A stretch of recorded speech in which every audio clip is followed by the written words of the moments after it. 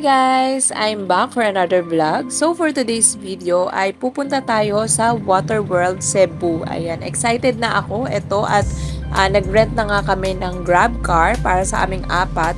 So 8 kami and nagbukod kami ng sasakyan. So nag-rent sila ng separate na Grab kasi dito sa Cebu ay usually po ay mga 4-seater at saka 6-seater lang. So naghahati kami. So today ay birthday ng aking bunso, 7th birthday niya, kaya nag-decide kami na dito kami pupunta sa Water World Cebu. Tara, samahan nyo kami at itutur namin kayo dito sa Water World Cebu. So mabilis nga kami nakarating dito sa Water World Cebu. Ito ay 20 to 30 minutes lang away from Cebu City. So nag-grab lang po kami.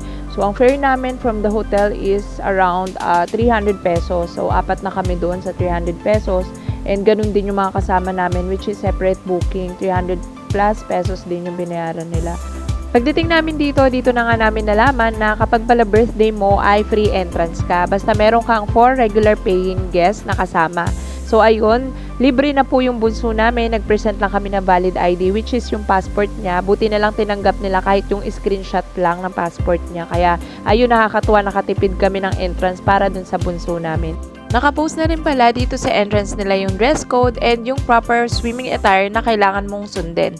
So, nandito na rin yung rules and regulations. So, mas magandang basahin po yan bago po tayo pumasok dito sa Water World Cebu. At nakapasok na nga po kami at ayan, ang bumungad sa amin ay yung kanilang makukulay na payong na very Instagrammable kapag naka-open.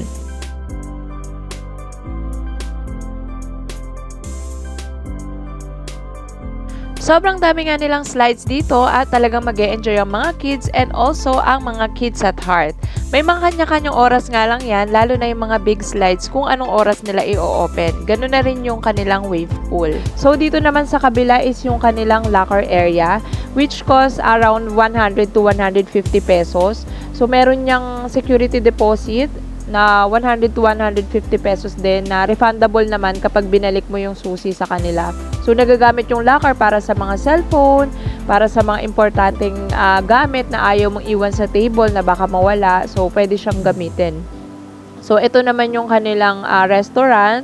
So kung wala tayong baong pagkain, pwede tayong kumain dito. Pero kung meron naman tayong baong pagkain, meron nga lang silang corkage fee which costs 100 pesos for first 3 kilos. So not bad kung meron kang baon. Kaya lang kami, hindi kami nakabili ng mga pagkain bago kami pumunta dito. Kaya naman minabuti na lang namin na dito na lang kumain. Marami namang choices ng pagkain. Merong mga inasal, spaghetti, pasta, burger, pizza. Wala nga lang masyadong gulay. And also, affordable din yung mga pagkain nila dito. Hindi naman siya sobrang kamahalan. Thank you! Ayan, ang ganda ng pwesto namin. Woo! Sobrang ganda. Ate, pwede ito mabasa?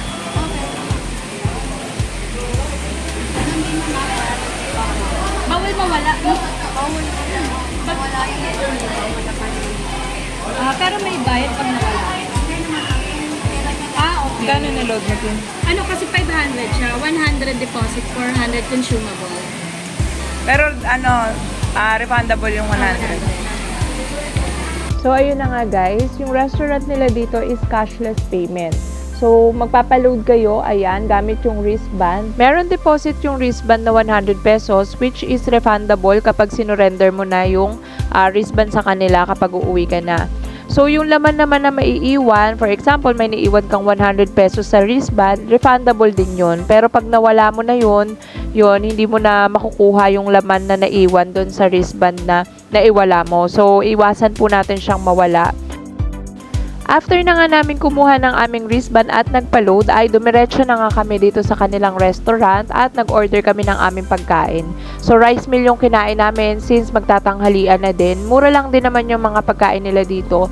Meron sila ditong burger, meron sila ditong pizza, spaghetti, carbonara, and etc. Maraming pagpipilian. Wala nga lang silang masyadong mga ulam na mga hinahanap ko like mga gulay, ganyan. Wala silang mga ganun.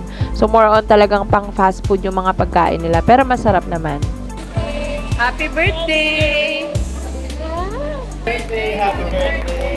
Happy birthday, Luleng! Ito mo na. Miss naman daw. Lego yan. Ayan, thank God at nairaos naman namin ang birthday ng aming bunso. And talaga namang sulit na sulit ang birthday niya dito dahil nag-enjoy siya ng gusto dito sa Waterworld Cebu.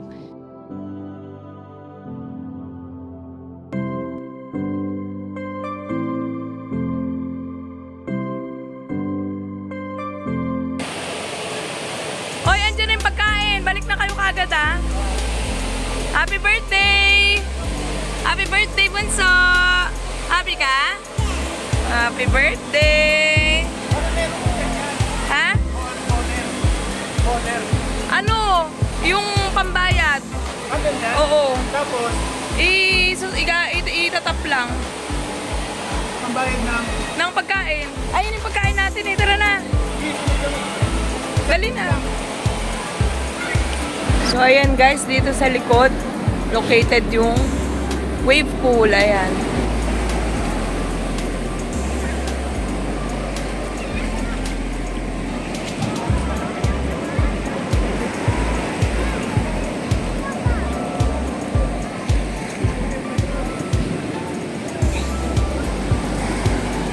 Da!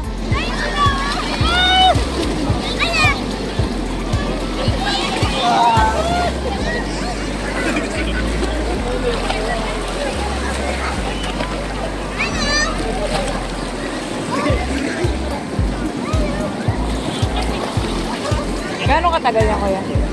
20 minutes po. Pag may second wave po.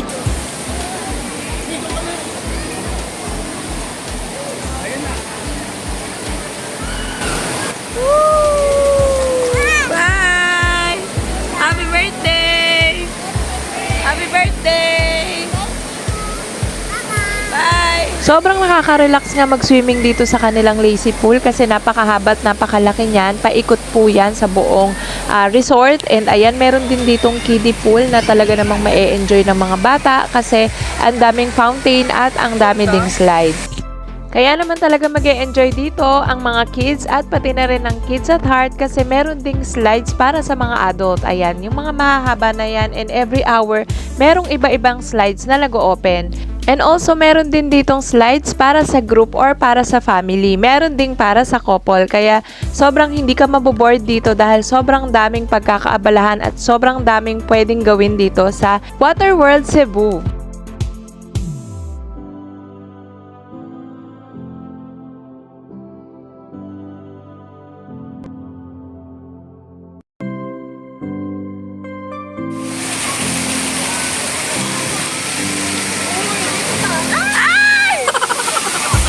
Yang apat na mahabang slide na yan, yung red, green, yellow, and violet, yan yung pinaka-extreme dito. Talaga namang manginginig ka talaga sa sobrang extreme. Hindi ko yan tinry kasi sobrang hindi ko talaga kaya. Pag nakikita ko, parang feeling ko, hihiwala yung kaluluwa ko. Tinry yan ni Mister, talaga namang napaka-extreme talaga. Hindi ko talaga kaya, kaya hindi ko siya sinubukan.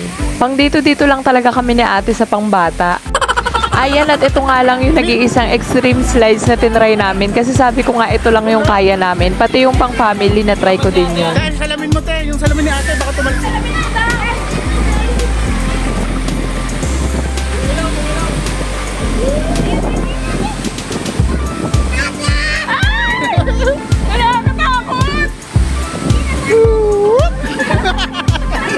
Huwag mo aalisin to. Bili na. Sige na. Lalas na. Sige na tayo, pagbigyan mo si mami. Bili na.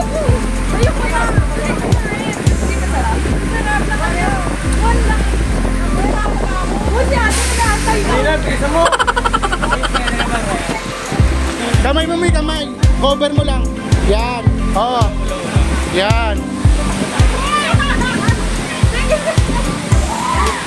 Sigaw siya. Ayan na tayo. Whoop!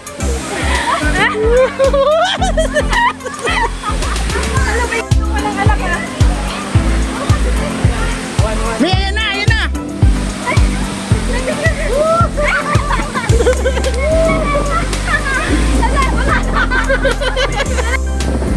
Yan na, yan na.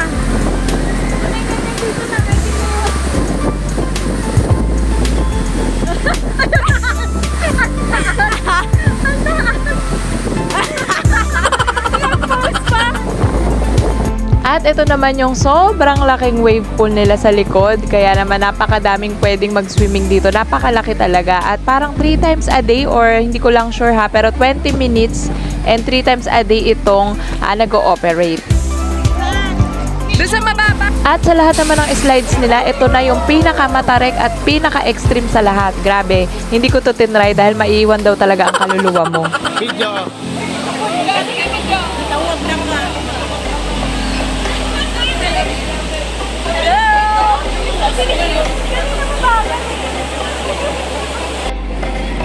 Ayan, kaka-start lang ng wave pool, guys. Ayan, 20 minutes lang siya tumatagal. Natin. Ha?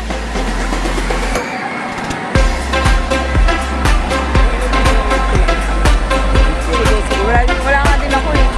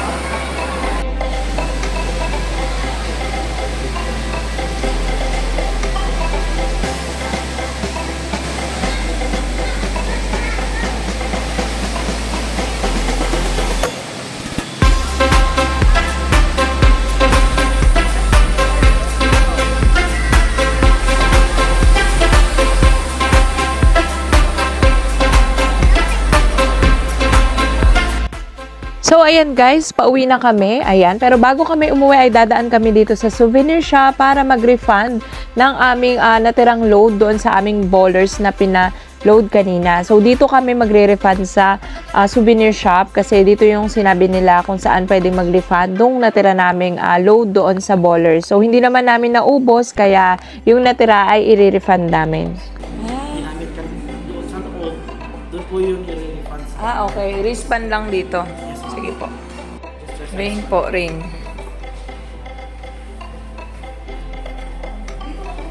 113.79 cents ma'am. Here's ma'am. 113.75 cents. Thank you. Thank you ma'am. Thanks. Ang ganda nito, Teo. Native, no? Oo. 300 daw.